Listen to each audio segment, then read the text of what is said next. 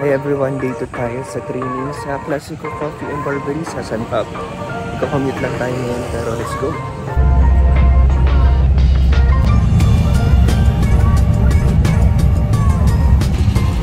San Pablo na ako. Kumain na lang ang tricycle papunta din sa Classico.